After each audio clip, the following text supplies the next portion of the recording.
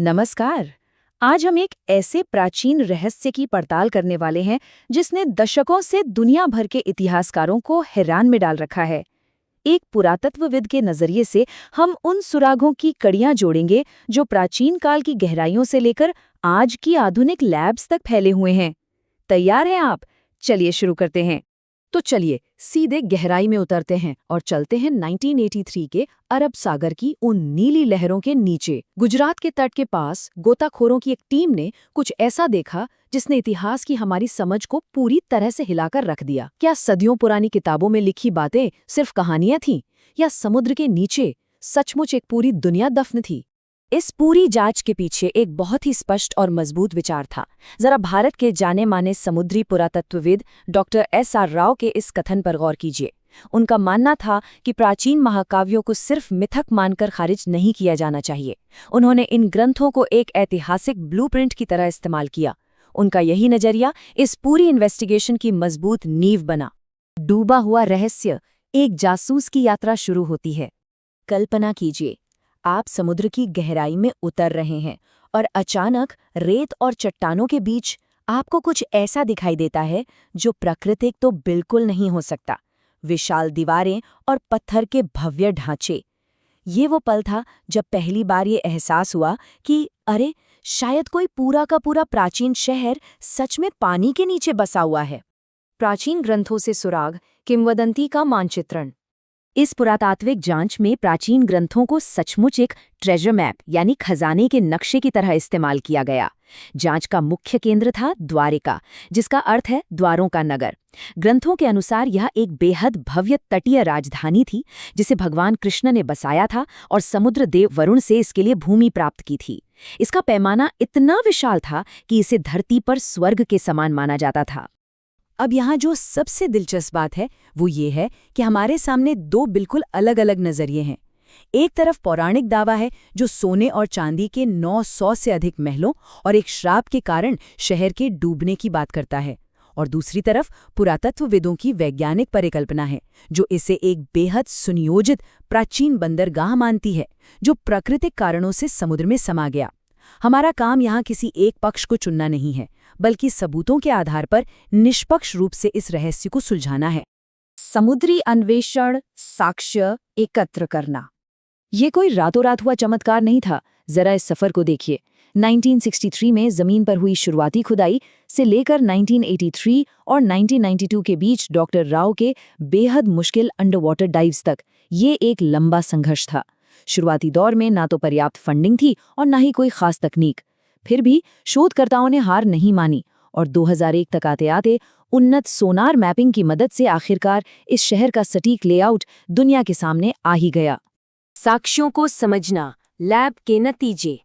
समुद्र से बाहर निकाले गए इन भौतिक सबूतों को एक जासूस की नज़र से देखिए। 560 मीटर लंबी दीवारें, ये साफ तौर पर एक विशाल मानव निर्मित तटीय किलेबंदी का प्रमाण है। 3 छेद वाले पत्थर के लंगर ये साबित करते हैं कि वहां अत्यधिक उन्नत नेविगेशन वाला एक व्यस्त बंदरगाह हुआ करता था। इसके अलावा टेराकोटा की मोहरें और तांबे की प्लेटें एक साक्षर और व्यापारिक समाज की पुष्टि करती हैं। ये सारे सबूत मिलकर एक बेहद विकसित सभ्यता की ओर इशारा करते हैं। साल 2001 में इस जांच में एक हाईटेक मोड़ आया। उन्नत सोनार तकनीक और सब बॉटम प्रोफाइलर्स यानी समुद्र तल के नीचे स्कैन करने वाले खास उपकरणों के इस्तेमाल से वैज्ञानिकों ने समुद्र के नीचे 4000 वर्ग मीटर से ज्यादा के हिस्से को स्कैन किया, और रिजल्ट एकदम अचंभित करने वाला। एक पूरा का पूरा शहर का ग्रिड सामने था। विशाल चौकोर ब्लॉक, चूना पत्थर की इमारतें और एक बेहद उन्नत प्राचीन जल निकासी प्रणाली साफ साफ दिखाई दे रही थी। और फिर लैब टेस्टिंग से एक ऐसा नंबर सामने आया जिसने इतिहास की स्थापित समय रेखाओं में भूचाल ला दिया। 9000। जी हाँ, कार्बन डेटिंग के नतीजों से पता चला कि बरामद की गई एक खास कलाकृति लगभग 9000 साल पुरानी थी। हालांकि व्यापक रूप से शहर के ढांचे 1500 ईसा पूर्व से 3000 ईसा पूर्व के बीच के पाए गए। ये एक बहुत बड़ा खुलासा था, क्योंकि ये नतीजे सीधे सीधे उन प्राचीन महाकाव्यों के युग से मेल खाते थे जिन्हें लंबे समय से महज कल्पना माना जाता था। लेकिन यहाँ पहुंचकर एक बड़ा सवाल खड़ा होता है। जरा सोचिए, इतना उन्नत और संपन्न शहर आखिर समुद्र के इतने नीचे पहुंचा कैसे? विनाश का कारण क्या था? अब समय है कि हम श्राप की कहानियों से आगे बढ़कर भूवैज्ञानिक वास्तविकताओं पर ध्यान दें। तो यहाँ सबसे अहम बात यह है कि भूवैज्ञानिकों का समुद्र स्तर वृद्धि सिद्धांत क्या कहता है।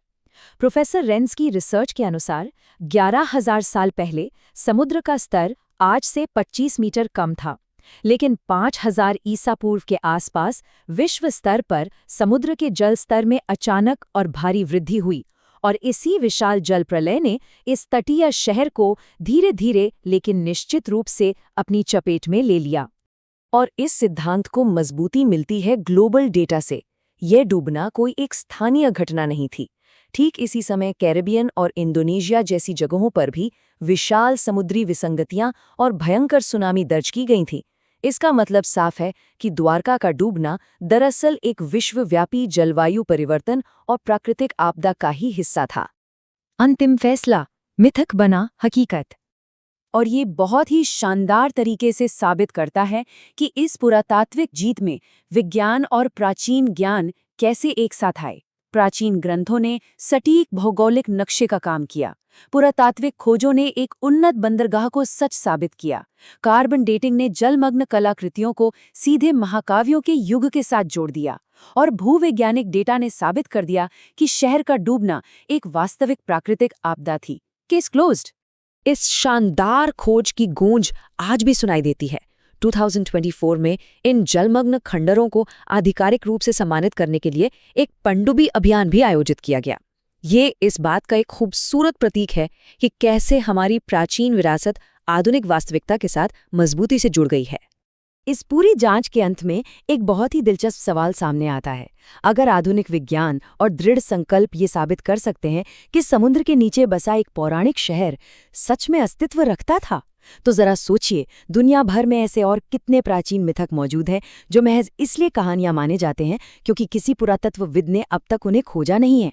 ये एक ऐसा विचार है जो इतिहास को लेकर हमारी जिज्ञासा को हमेशा जिंदा रखेगा। इस पुरातात्विक विश्लेषण में हमारे साथ जुड़ने के लिए आपका बहुत बहुत धन्यवाद।